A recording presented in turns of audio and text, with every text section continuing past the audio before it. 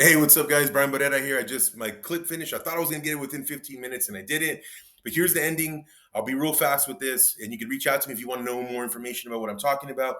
But again, it's understanding the industry that you're jumping into. Equivalent to what Bud Crawford's doing is understand the weight class you're going into. How do they eat on fight night? The last week, how do they lead up to that? How was their body going to react to the environment? Right? How is their body going to react to the type of volume of the punches with more power? All those things you have to really understand. How can you keep your power at this weight class and then gain 15 pounds and keep that power in that new weight class, right? Is it impossible? Are you going to have to compensate for certain things? Same things when it comes to economies of scale and economies of hope. If you're doing your product right now and you're jumping in, you're going to use the same product, but you're going to use it in a different industry. What are the antecedents of you to be successful in that industry? What did your competitors do to be successful in that industry? Do you have to change your sales techniques or your marketing approaches in that industry? What do you have to do? Is it low volume in that industry? Right? Is it low volume so that way you're not going to go into that industry because you're not going to make enough money based on your margins? So that's not a good industry to get into.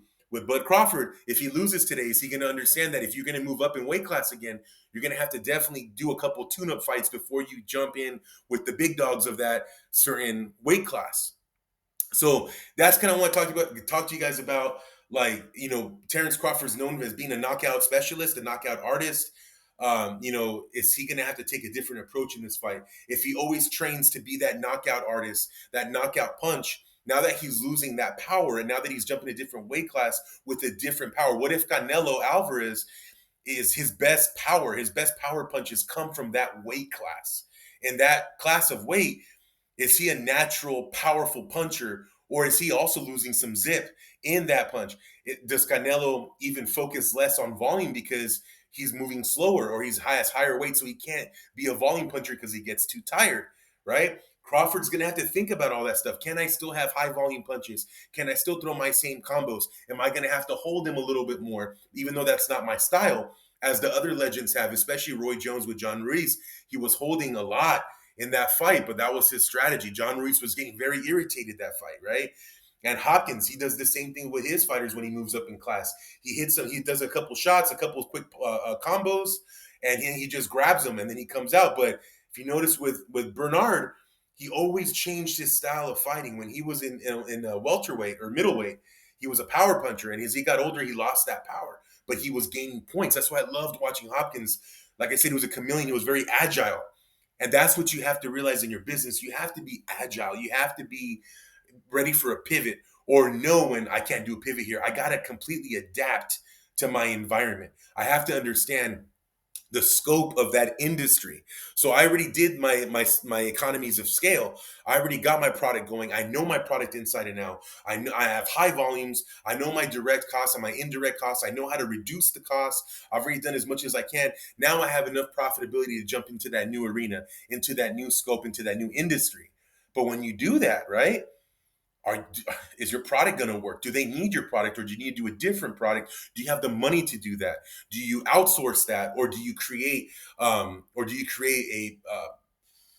I forgot what the vertical integration?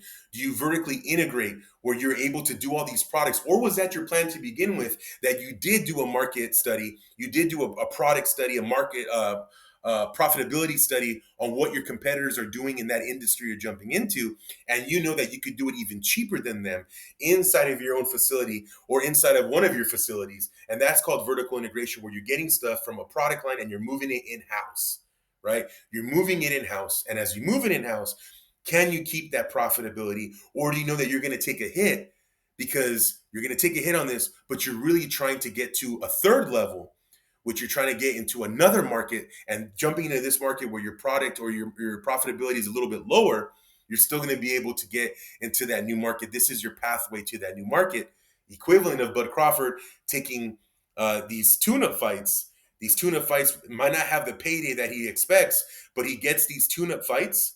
He wins them all. He gets better and better, starts to know his body at 168 better and better. And then his fourth fight in that new weight class, he takes on Canelo. Canelo might be a little bit older by then, but Bud Crawford is still bringing in money. He's still selling tickets. Could it have been a better fight a year from now after two tune-up fights? I know you're probably like, Brian, how the heck did you figure out? How did you talk about Porter's five forces, Porter's economy of skill and economies of scope, and compare that to Terence Crawford and Canelo Alvarez fight tonight? But that's how I did it. That's how my mind works, and that's how I always put business into sports. All right, guys, thank you so much. Enjoy the fight tonight. I know I will. Take care. Bye.